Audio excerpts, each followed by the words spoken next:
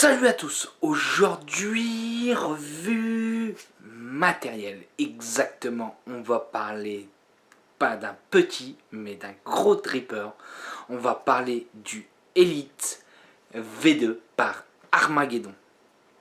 Alors pourquoi je dis pas si petit? Faut savoir que c'est un dripper qui est en 28,5 mm. Donc c'est pour ça que je dis que c'est pas le petit dripper. Alors faut savoir que ça c'est le grand frère du Apocalypse. Pour ceux qui connaissent, je pense que celui-ci est relativement assez répandu à l'heure actuelle. Et on va aller se voir tout de suite en gros plan pour voir ce que ça donne.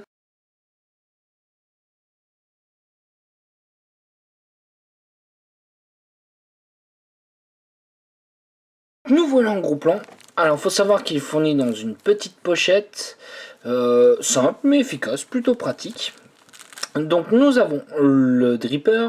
Alors faut savoir qu'il existe en noir et en SS. Et là, hop, qu'est-ce que je vais voir à l'intérieur? Alors je vais voir que j'ai plein de spars comme il faut, plein de joints. Et on a deux petites vis de pôle fournies avec. Faut savoir, celles que j'ai posées à l'intérieur, c'est celles qui sont dans le sachet. Donc ils vous les proposent en SS, couleur SS, classique, mais pas que. On verra ça quand on va démonter un petit peu le dripper. Alors, ça, je trouve très bien le drip top. Vous avez différents drip tops de couleurs. Vous avez rouge, vous avez bleu. Et c'est assez sympa. Ça sort du lot, on n'a pas le truc uniforme de plein de couleurs différentes ou quoi que ce soit. Non, ça, j'aime beaucoup. On va aller voir en dessous, qu'est-ce qu'on a? Alors, made by Armageddon, MFG, donc ça c'est le fabricant. Vous avez le numéro de série. Faut savoir que le pin ressort monstrueusement du pin. Donc ça, là-dessus, on n'aura pas de problème si on veut monter quelque chose en hybride avec. Donc nous avons une petite gravure Elite 2. Nous avons un petit crâne avec des cornes. Et nous avons des airflows juste monstrueux sur ce dripper. Faut savoir qu'on peut aller de 1 mm à 5 mm au niveau de la grosseur. Puisque en fait vous avez le drip top comme ceci qui pourra soit tout fermer, soit un seul, soit deux, trois. Et ça c'est plutôt bien foutu. Faut savoir qu'on peut monter qu'en double coil. On peut pas le monter en simple coil. Nous avons le drip, enfin le top cap taillé en dôme. Donc vous verrez, niveau saveur, il se défend plutôt pas mal, même si c'est un 28,5 mm comme dripper. Donc je vais continuer de démonter un petit peu. Hop. Voilà, donc on a trois gros joints au niveau de la cuve. Du coup ça tient bien, mais pas trop non plus, juste ce qu'il faut pour enlever facilement. Donc on est sur un double poste. Moi j'ai un petit défaut que je peux remarquer sur ce dripper là. Vous pouvez voir sur le Goon, sur ce type de plateau, eux en fait la lamelle là, ils l'ont légèrement biseauté pour pouvoir passer plus facilement le coil. Et là malheureusement ils ne l'ont pas fait, et du coup pour placer le coil, bah c'est un petit peu plus compliqué. Je trouve ça un petit peu dommage. Ça coûte rien et ça facilite grandement la vie. Donc là ici j'ai positionné les vis qui sont fournies dans le petit sachet de couleurs. Alors certes, une fois fermé, ça ne se voit pas, mais au moment de faire le montage, bah, je trouve ça assez sympathique de pouvoir voir des vis de couleur. La cuve qui est juste monstrueuse. Là vous avez quoi faire, vous avez quoi mettre du coton, vous avez quoi mettre du liquide. Au niveau montage, on va peut-être pas se le faire ensemble puisque bah, ça reste quand même quelque chose d'assez simple. Il y a juste ces pattes là que je vais conseiller de replier pour que ça soit plus simple au niveau du montage. Je sais pas si on arrive à voir, voilà, il y a un côté, bah, j'ai plié les pattes. Sinon on peut mettre tout type de colle, tout ce qu'on peut imaginer, on peut le mettre à l'intérieur, gros, petit, voilà. on peut mettre tout ce qu'on veut.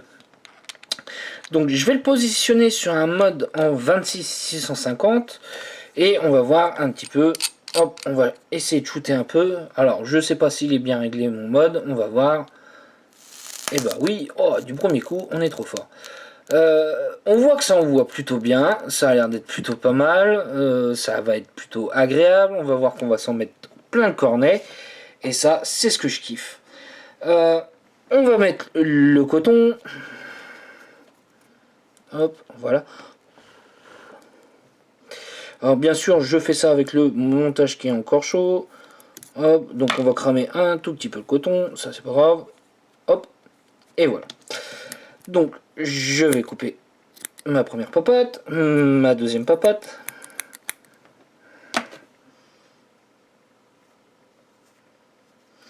Je fais la même chose de l'autre côté.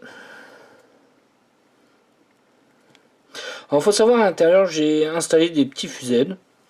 Parce que vous savez très bien que j'aime bien mes fusées. Je les aime beaucoup.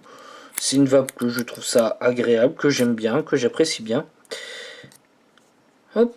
Je repascule mes pattes. Voilà. Alors là, justement, pour éviter les points de chaud au niveau des pattes, moi, ce que je vais conseiller au moment de leur faire tomber, on va faire retomber légèrement sur les pattes du coil. Comme ça, on verra qu'elles n'auront pas trop tendance à rougir puisqu'on a le coton qui sera positionné dessus. Et je vais prendre un petit peu de liquide. Nous allons partir sur un Maloc de chez Vape Institut. Donc, hop, on n'hésite pas sur le liquide, on peut y aller. Je mets un peu de liquide sur mes cotons pour pouvoir imbiber. Voilà, hop.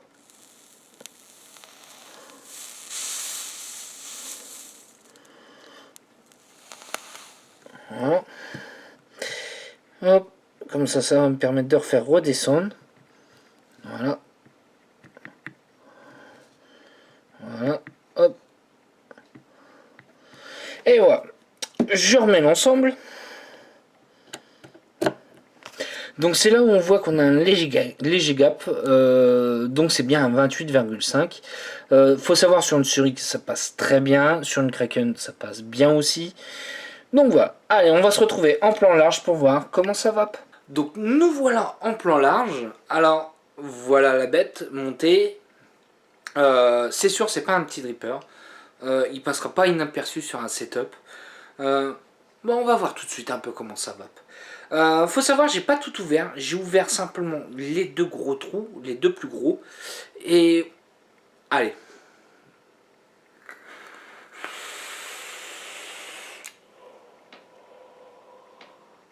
Et bah, il en voit plutôt pas mal. Moi, première chose que je suis surpris, c'est la saveur.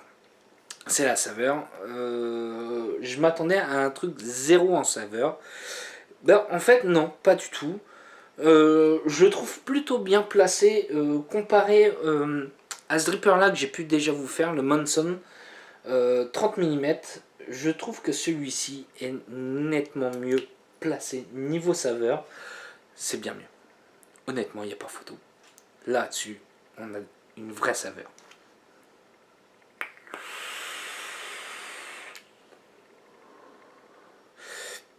Ouais. Alors, sur ce taille de dripper là, on a relativement un avantage. C'est-à-dire que si on aime bien se faire des montages un peu, je dirais bourrin, je dirais un peu bas, qui a tendance à faire une vapeur chaude, l'avantage sur ce dripper là, avec une grande taille comme ça, c'est qu'on va avoir une dissipation au niveau de la chaleur au moment du tirage, qui fait qu'en fait on aura une vape relativement plus froide que si on montait ça sur un 22 mm. Donc pour moi plus agréable. Je ne suis pas extrêmement fan des vapeurs chaudes au niveau de la vape. Non, je suis plutôt tiède voire froide.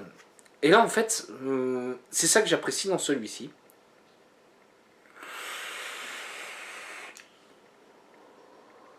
Ouais, on va pouvoir vaper assez fort sans avoir une vape trop chaude. Au niveau de finition, moi j'ai rien à dire. Très bonne finition. Les plots, c'est du costaud.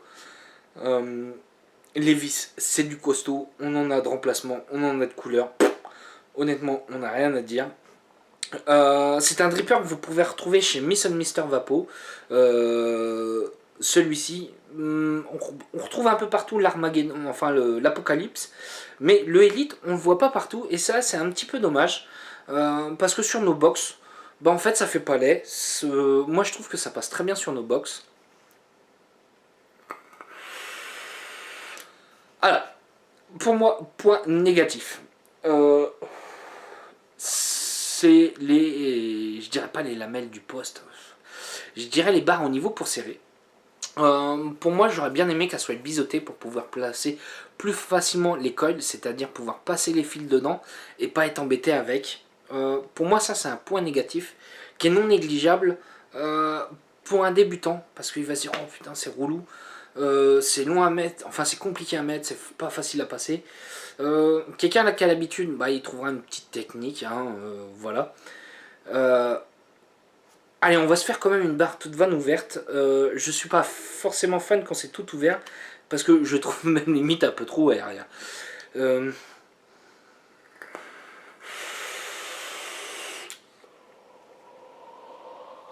Voilà.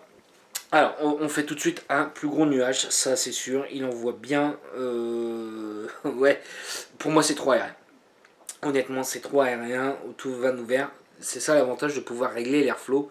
C'est que là, du coup, on va pouvoir ajuster au mieux. Voilà, on va essayer avec un seul trou, on va essayer avec un seul airflow ouvert. Et on va voir un peu ce que ça va donner.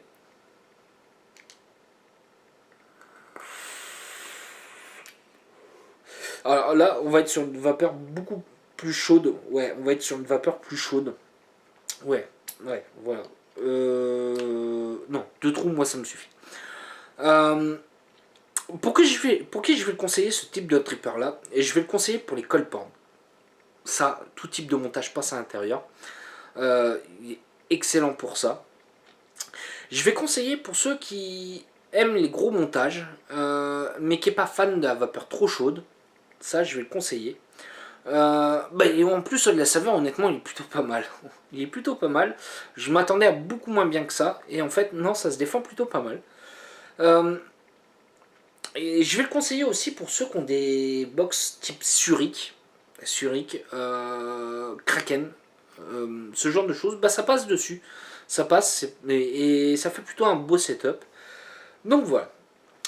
Sur ce, si vous avez des questions, n'hésitez pas, j'y répondrai avec un grand plaisir. Je vais vous souhaiter une bonne journée, une bonne soirée ou un bon week-end. Salut à tous!